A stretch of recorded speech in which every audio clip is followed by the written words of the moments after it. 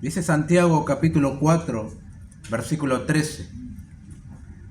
Vamos ahora, los que decís, hoy y mañana iremos a tal ciudad y estaremos allá un año y traficaremos y ganaremos, cuando no sabéis lo que será mañana. Porque ¿qué es vuestra vida? Ciertamente es neblina que se aparece por un poco de tiempo y luego se desvanece. En lugar de lo cual deberíais decir, si el Señor quiere, viviremos y haremos esto o aquello. Pero ahora os jactáis en vuestras soberbias. Toda jactancia semejante es mala. Y al que sabe hacer lo bueno y no lo hace, le es pecado. Bueno, hasta aquí nomás. Oremos. Señor, te damos gracias ahora de poder abrir la Escritura y continuar con nuestros estudios, mensajes sobre esta hermosa epístola tan práctica también para nosotros, tan relevante a pesar de la distancia que hay entre el escritor y sus receptores originales, pero eso es una muestra también de la inspiración de la Biblia, relevante para todos los tiempos, y gracias por eso, Dios. Gracias por este privilegio de tenerla en nuestro idioma, abrirla, estudiarla, proclamarla y esperar que tu Espíritu la aplique en su corazón y en los corazones de los hermanos, de los incrédulos también, que puedan, algunos ser edificados y otros transformados también. Tú eres precioso, oh Dios, y te alabamos por eso. Señor, queremos pedirte que bendigas este tiempo y que nos inquietes, nos hables, nos ayudes, nos amonestes. Tú sabes, oh Dios, cómo hacerlo y tu Espíritu puede tomar el mensaje y aplicarlo en el corazón de cada uno, independientemente de la necesidad que tenga. En eso confiamos y por eso la proclamamos. En el nombre de Jesús, amén. Bueno, Jesús contó en cierta oportunidad en Lucas 12 una parábola muy interesante, ¿no? No la vamos a leer, solamente voy a ir citando y parafraseando. El contexto de esa parábola se da en el cual un hombre de entre la multitud le dice a que el Señor haga algo. Dice, maestro, di a mi hermano que parta la herencia conmigo. De ahí partió la parábola que después el Señor va a estar utilizando para ilustrar el mensaje que Él quiere decir, ¿no? Y el Señor le respondió a este hombre, que parece ser que tenía un problema con la avaricia, porque es lo que el Señor le dice. Hombre, ¿quién me ha puesto sobre ustedes como juez o partidor? Y aprovechó eso para advertir a la gente de tener cuidado con la avaricia. Porque continúa el Señor, porque la vida no se trata de la abundancia de las cosas materiales que posees, ¿no? Eso se pierde o se la quedan tus hijos después de haberse peleado. Cada uno toma su parte, ¿no? Pero es así. Pero Jesús le dice a esta persona, mira, no se trata de las cosas que tenés y de lo que acumulás. Se trata de estar básicamente bien con Dios. Lo mejor es tenerle en cuenta a Él. Bueno, y allí aprovecha la ocasión para referirles la parábola, como para ilustrar lo que estaba diciendo, ¿no? Ampliar un poco más. Y la parábola que nuestra Reina Valera titula como el rico insensato, si mal no lo recuerdo, se trata de un hombre, un tipo que tenía un montón en cuanto a lo económico, había prosperado mucho, y se puso a reflexionar, ¿qué voy a hacer? Tengo tanto que no sé qué hacer.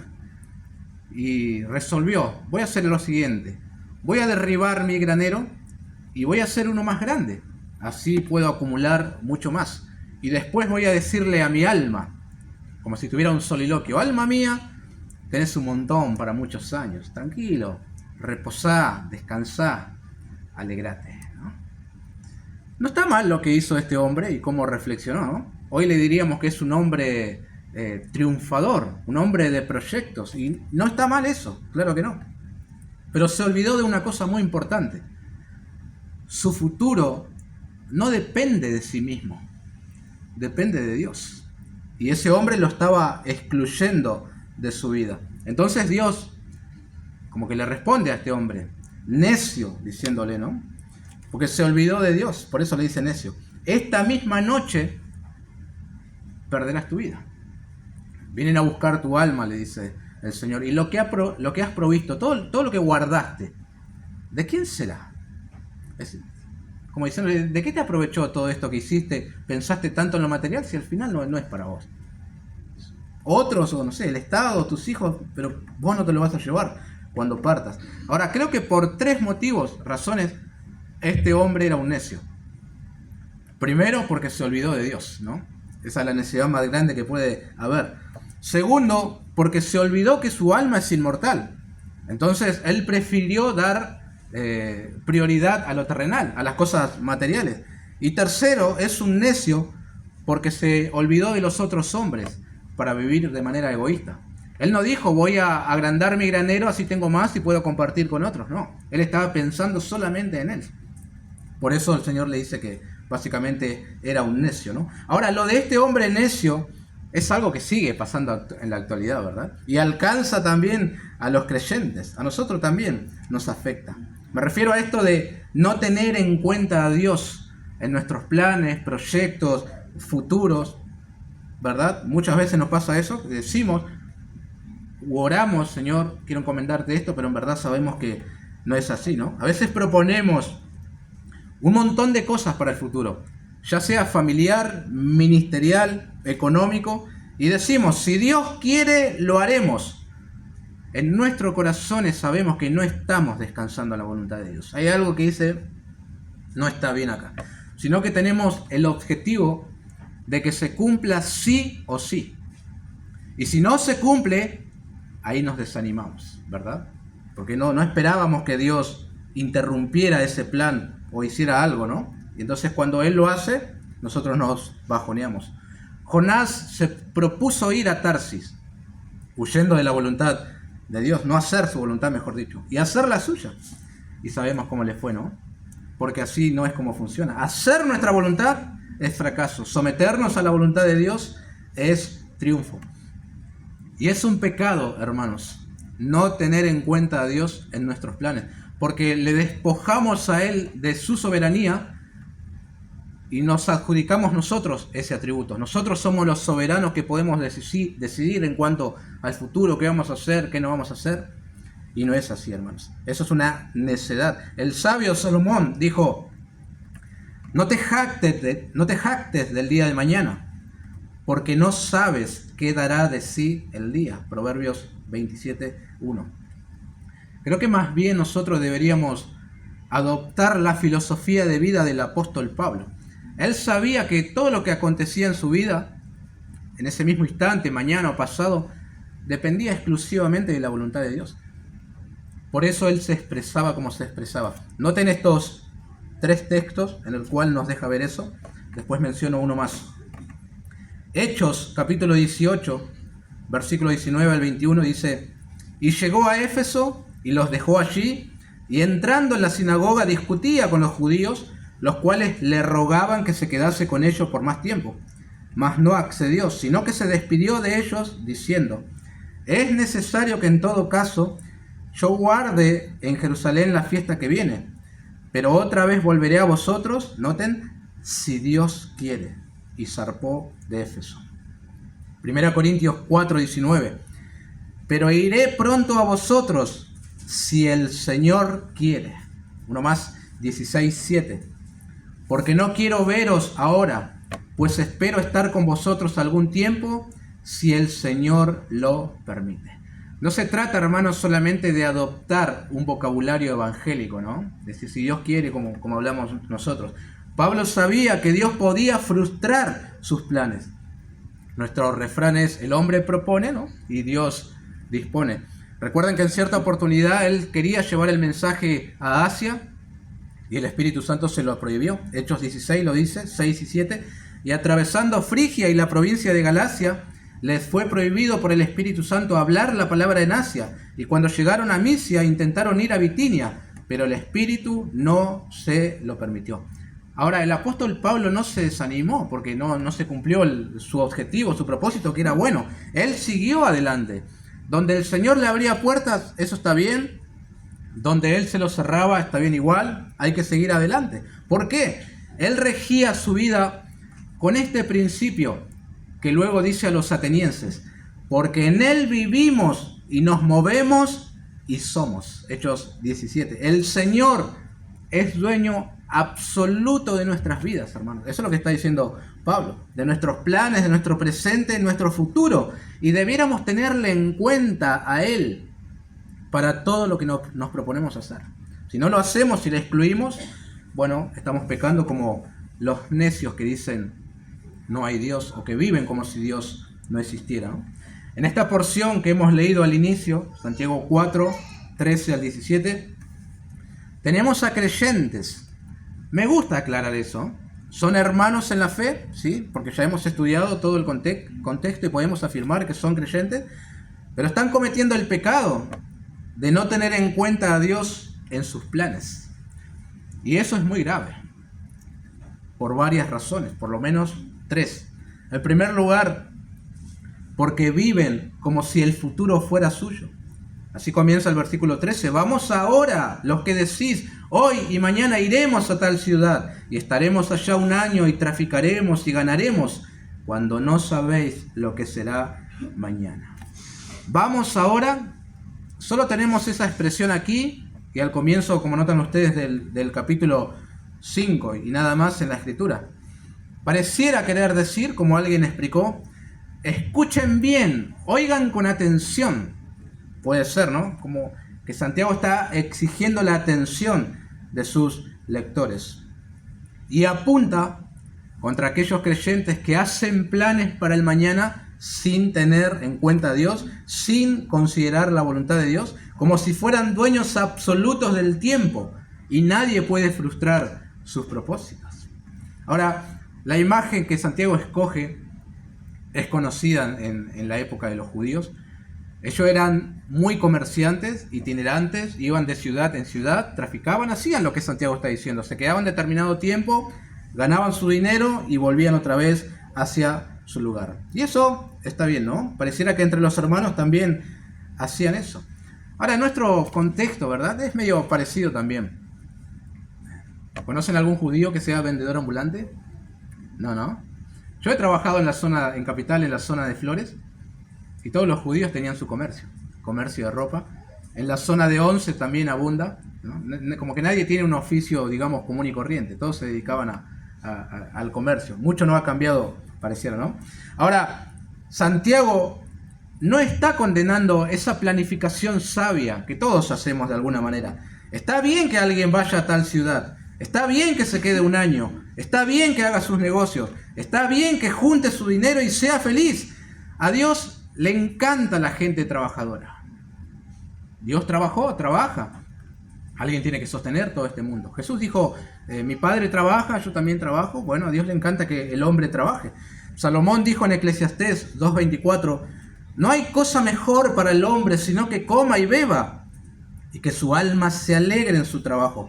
También he visto que esto es de la mano de Dios. Además, hermanos, ¿no es cierto que todos nosotros planificamos algo? Jesús habló en cierta oportunidad de alguien que iba a edificar una torre. Bueno, primero tiene que sentarse a calcular los costos, ¿no?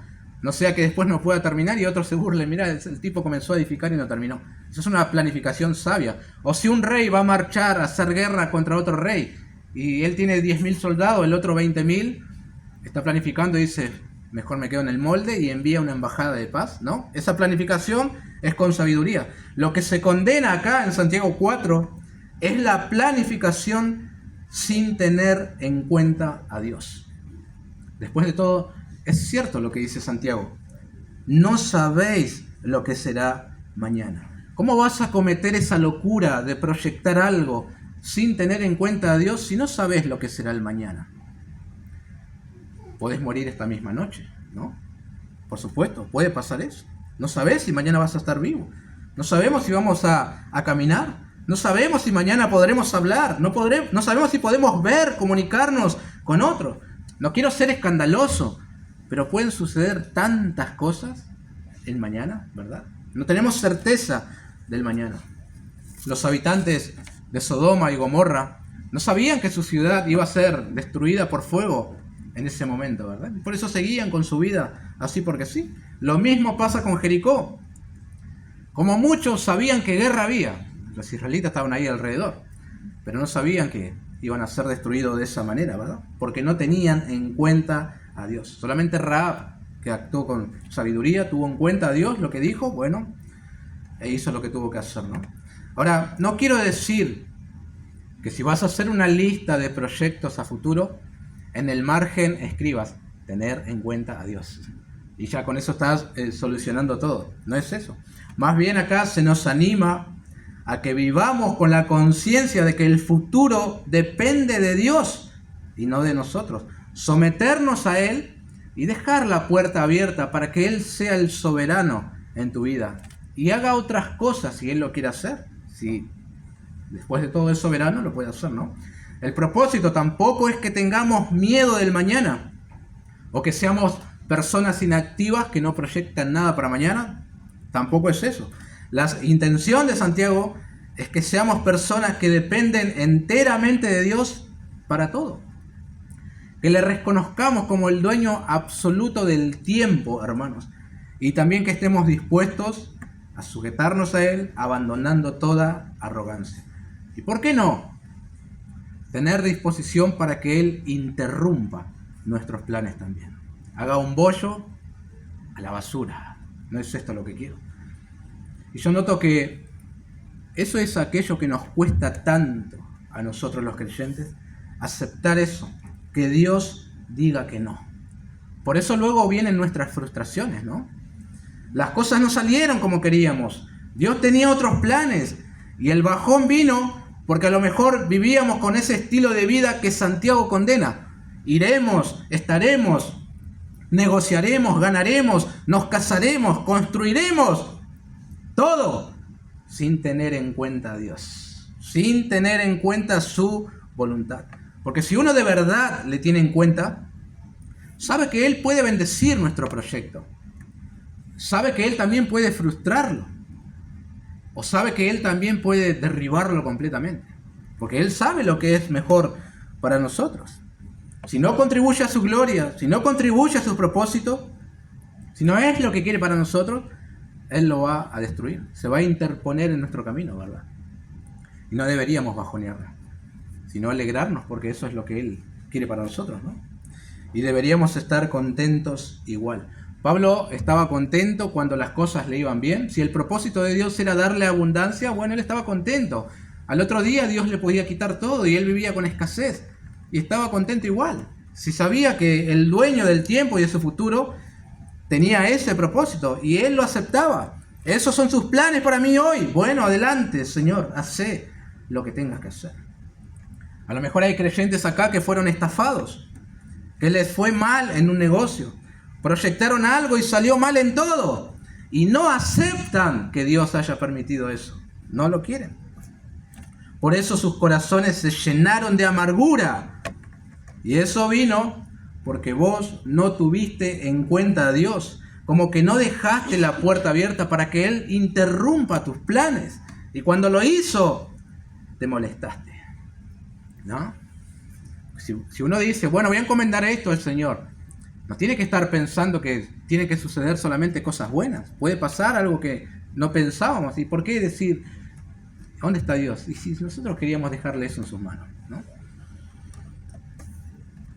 Se deja ver también que no se tiene en cuenta a Dios cuando algunos hacen negocios que violan la ética divina o aún violan las leyes de los hombres. A lo mejor alguien dice, si Dios quiere, si Él lo permite, o invoca su bendición para un proyecto. Oren por esto, que Dios guíe todo.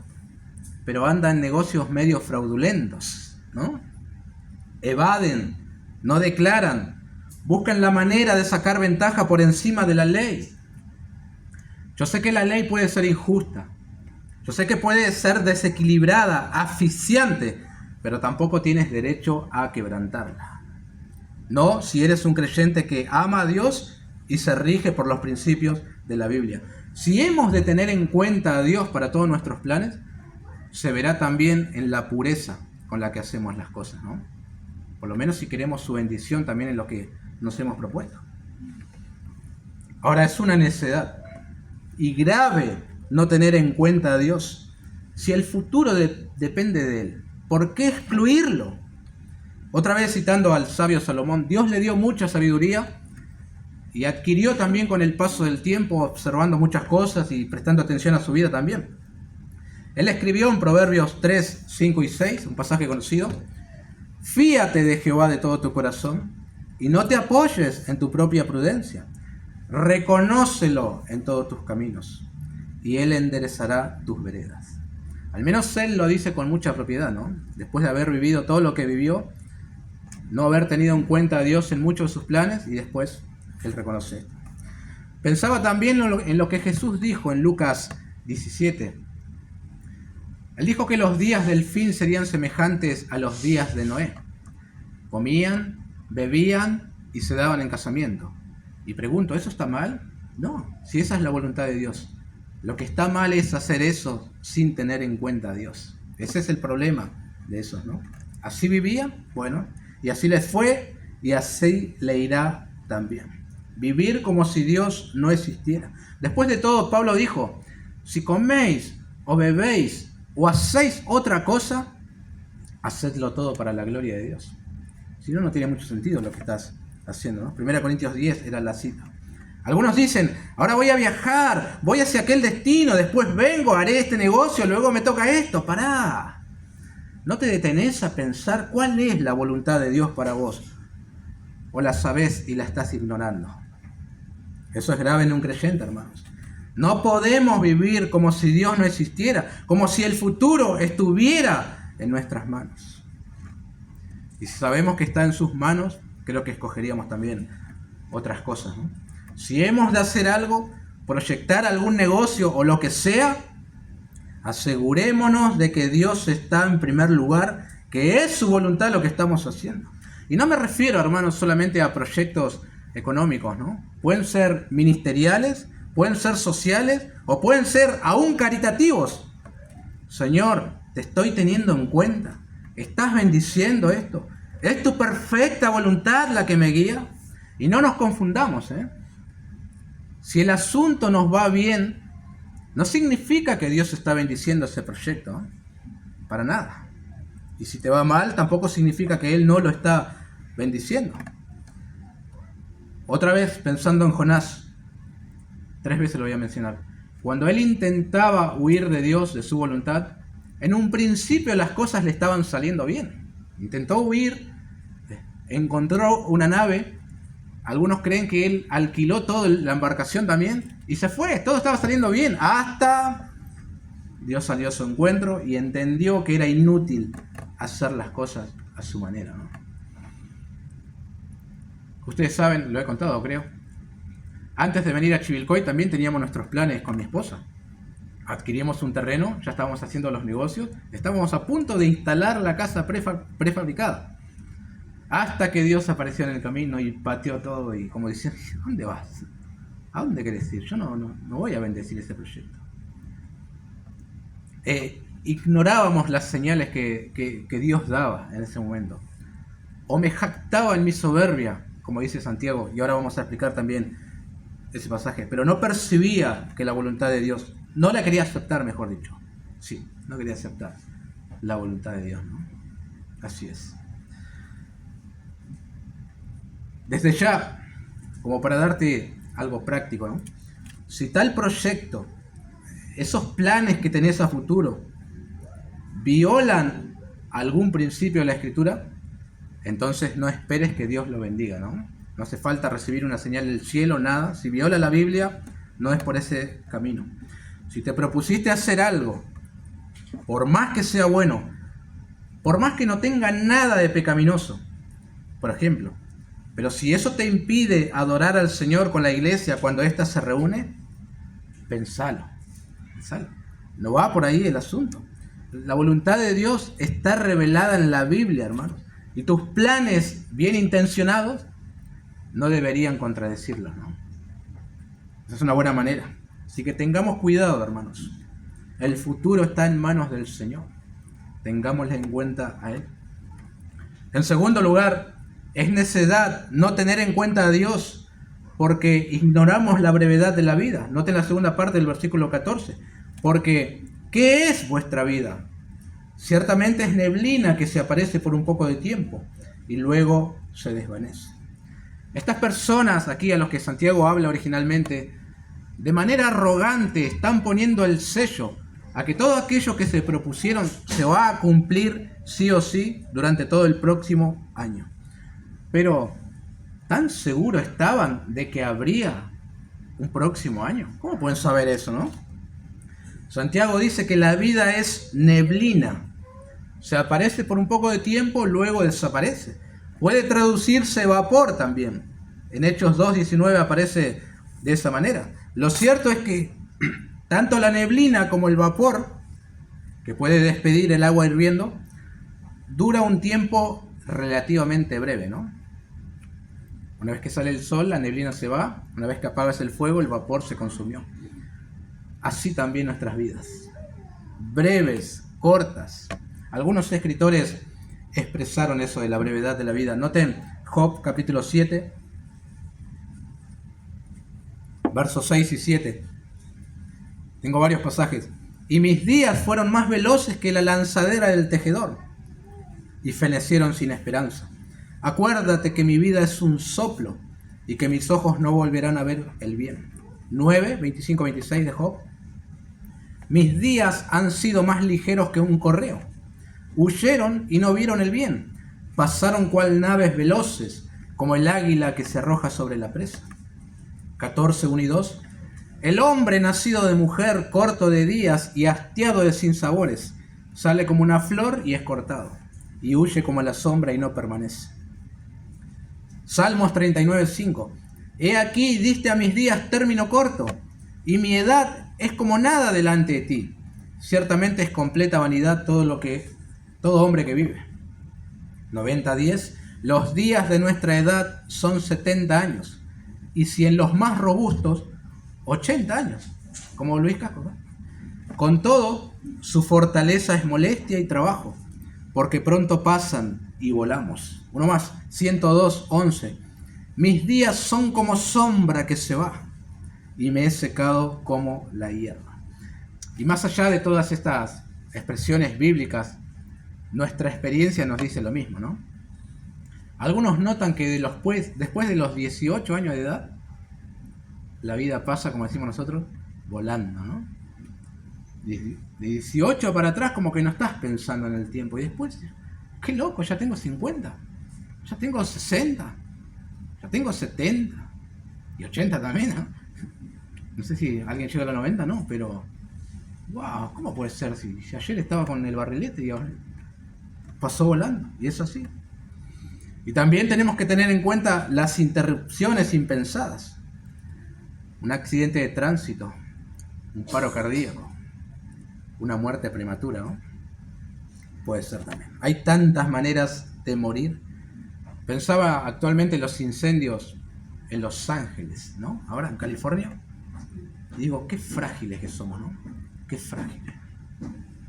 Spurgeon dijo, hay 1000 puertas a la muerte. Y, aunque algunas parecen ser de paso estrecho, muchas almas han pasado por ellas. Los hombres se han asfixiado por una pepita de uva. Han muerto bajo una teja caída del techo de una casa. Han sido envenenados por una gota o arrastrados por un soplo de aire viciado. Hay cosas tan pequeñas capaces de matar al rey más grande. Concluye, es absolutamente maravilloso que el hombre viva. No que el hombre muera, que viva. Hay tantas maneras de morir. Es un milagro que estemos vivos. En ese sentido, hermanos, la vida es una neblina. Ahora, aclaro otra vez, no se trata nuevamente de no proyectar nada hacia el futuro por miedo, ¿no? No es eso lo que está diciendo Santiago aquí. No tenemos que tener miedo que esta misma noche podemos morir. No se puede vivir de esa manera. Yo he proyectado algunas actividades para la iglesia para todo el año. Probablemente ustedes también, ¿no? Algún proyecto a largo, corto o mediano plazo. Siempre lo estamos haciendo. El punto es que tengamos en cuenta a Dios y que andemos en su voluntad. Porque Él puede frustrar todo de un momento a otro. ¿Y qué haremos? Adorarle y seguir confiando. Eso es lo que tenemos que hacer. Sabemos que Dios puede romper nuestros planes. Y está bien si lo hace. Algunas cosas nos duelen. Pero tenemos que abandonar la idea que nos lleva luego a un estilo de vida de que viviremos por siempre en esta tierra, independientemente de si Dios quiere o no. No se puede vivir así. Más bien, versículo 15, en lugar de lo cual deberíais decir, si el Señor quiere, viviremos y haremos esto o aquello. Tampoco se trata, hermanos, de estar diciendo todo el tiempo, si el Señor quiere, si el Señor quiere. No es eso lo que está diciendo Santiago. Eso sería ya usar el nombre de Dios de una manera inadecuada, ¿no? Descuidada. Hermano, te veo mañana en la reunión. Si el Señor quiere solamente. No es eso. Me tengo que cortar el pelo la semana que viene. Si el Señor quiere. No está llamándote a eso, Santiago. No. Tampoco es un mantra que tenemos que decir para invocar la bendición divina, sino vivir sometidos a la soberanía de Dios. Porque ¿qué sentido tiene decir todo el tiempo, si el Señor quiere, si Él me lo permite, si me lo concede, si luego que Él ejerce su voluntad, nos enojamos y resentimos, ¿no? Ya hemos citado al apóstol Pablo, quien se expresaba así: si el Señor me lo permite, si Dios quiere. Y a los filipenses dijo en el capítulo 2, espero en el Señor Jesús enviaros pronto a Timoteo.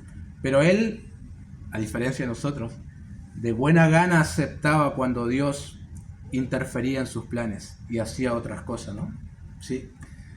El Señor no quiere que repitamos una fórmula sagrada, sino que le reconozcamos en nuestras vidas como Señor, como dueño absoluto de nuestra existencia. El cómo vives, hermanos, el día a día, demuestra el concepto del Dios soberano que tienes, ¿no? De cómo proyectas también hacia el futuro. El salmista bien se expresaba: en tu mano están mis tiempos.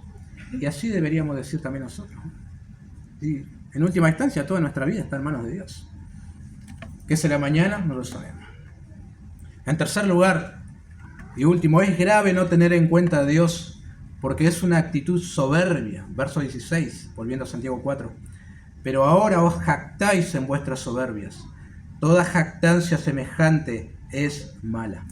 Acá lo más probable es que estos mercaderes itinerantes que se jactaban, ¿no?, ya habían logrado esto que ahora Santiago está condenando. Es decir, a lo mejor el año pasado hicieron eso. Se fueron un año, traficaron, negociaron, les fue bien y ahora retomaron otra vez. Y como siempre suele suceder, cuando proyectás algo y te va bien, después te sentís un campeón de la vida, ¿no?, que puedes hacer lo que quieras. Seguramente esto le pasó a esto. Ahora estaban inflados de arrogancia. ¿No fue eso lo que sucedió con Satanás? Dios le dio mucho más que a otros, eso es cierto.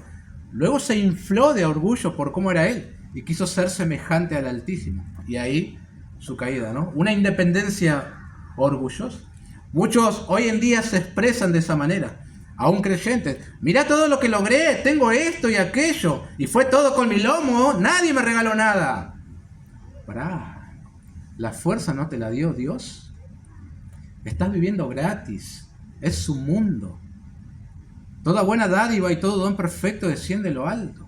Y si Él quiere, te lo quita absolutamente todo de un día para otro. Si Él lo quiere, ¿sí? Si ve que te está yendo descarriando para el lado de lo material, ¿por qué no quitártelo todo, no? Él lo puede hacer. Hay que tener cuidado también con ese tipo de expresiones, ¿no? No hay lugar para jactarse en tal soberbia.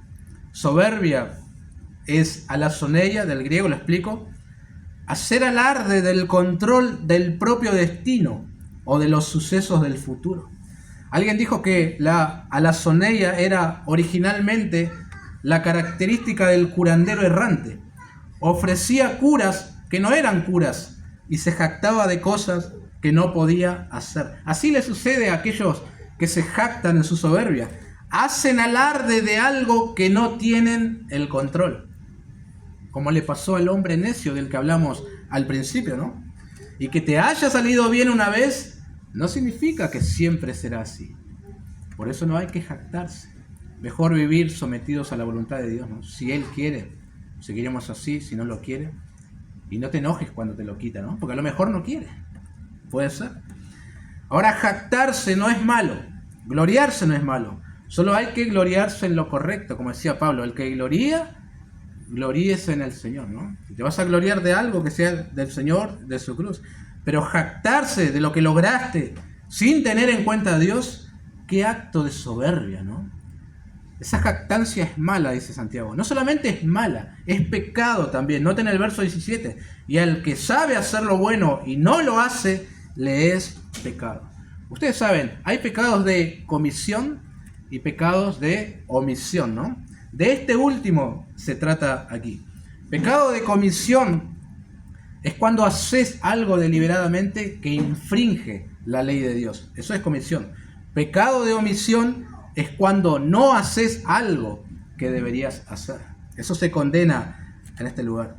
Tenemos ejemplos en la escritura del pecado de omisión. Todos o la mayoría recuerdan la parábola del buen samaritano, ¿no? Muy conocida. Básicamente se trata de un hombre que descendió de Jerusalén a Jericó, lo agarraron un par de ladrones, le dieron una paliza y quedó medio muerto en el camino. Ahora, muy cerquita de él pasó un sacerdote. Él le vio y no hizo nada. También pasó un levita y no lo ayudó. Finalmente pasó un samaritano y bueno, lo puso en su caballo, lo llevó, lo cuidó, etc. Bueno, conocen la historia. Estos dos, el sacerdote y el levita, cometieron el pecado de omisión. No hacer lo correcto, no hacer lo que tenían que hacer con ese samaritano, ¿no? Con ese hombre, mejor dicho. Otro ejemplo, Mateo 25, 41 al 46. Es el juicio del Señor a las naciones. Y Él los juzga no por lo que hicieron, sino por lo que no hicieron. Tuve hambre y no me disteis de comer. Tuve sed y no me disteis de beber. Fui forastero y no me recogisteis. Estuve desnudo y no me cubristeis. Enfermo y en la cárcel y no me visitasteis. Pecado de omisión, ¿no? Ahora, volviendo a nuestro contexto de cristianos mercaderes itinerantes, ¿cuál es su pecado de omisión acá, en estos hermanos? Un comentarista lo dice mejor que yo. Los creyentes a quienes se refiere Santiago conocen la fragilidad y brevedad de la vida humana. Conocen la soberanía de Dios y lo que deben hacer ante estas dos verdades. Sin embargo, no lo hacen. Por tanto, son inexcusables ante Dios de pecado, que es un desafío a someterse a la voluntad de Dios. Lo agravante de la situación se produce no por incapacidad, sino por rebeldía, al formular planes y pretender ejecutarlos sin tener en cuenta a Dios en ellos. Fin de la cita. Hermanos, el pecado de omisión es de igual de grave que el de comisión. Para Dios no hay diferencia. Y probablemente sea uno de los pecados más frecuentes en los creyentes, ¿no? Sabes que si no perdonas a tu hermano, Dios tampoco te perdonará a ti. ¿Lo sabes? Aún sabiendo eso, le retienes el perdón a tu hermano. Estás pecando de omisión. ¿Es así? Sabes que Él es tu guardador, como escuchamos el jueves, ¿no? Pero aún así, no descansás en Él. Dudás de Él, que Él sea tu guardador. Estás pecando, ¿sí? Estás pecando. Para hacer justicia a nuestro contexto. Sabes que tus proyectos, planes, todo tu futuro depende enteramente de la voluntad de Dios. Pero aún así, proyectás sin tenerle en cuenta, como si todo dependiera de ti. Pecando de omisión, ¿no? Una vez más, citando a Jonás, la tercera vez y nos despedimos de él. Él sabía cuál era la voluntad de Dios. Si Dios se la dijo, tenés que ir a Nínive, esa es la voluntad de Dios. Él sabía qué era lo bueno, pero no quiso hacerlo, ¿no? Es un pecado de omisión. Y luego aguantarse todo lo que le vino, ¿no? William Barclay dice: continuar ahora en el hábito confiado de querer disponer de la propia vida es pecado para el hombre al que se le ha recordado que el futuro no está en sus manos, sino en las de Dios. Fin de la cita, ¿no? Santiago está retomando ese tema central que permea por toda la carta. Una fe viva, una fe salvadora, siempre te mueve a la acción, ¿no? Eso es, hermano. En este caso, dejar el futuro en manos de quien corresponde. Ahora, ¿no les parece a usted algo inofensivo lo de estos creyentes aquí?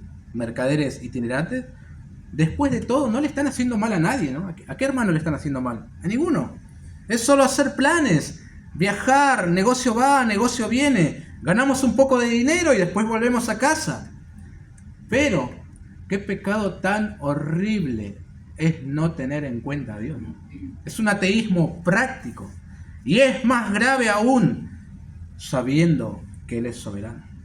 Para ese tipo de creyentes es peor aún, ¿no? Pienso que peor la consecuencia.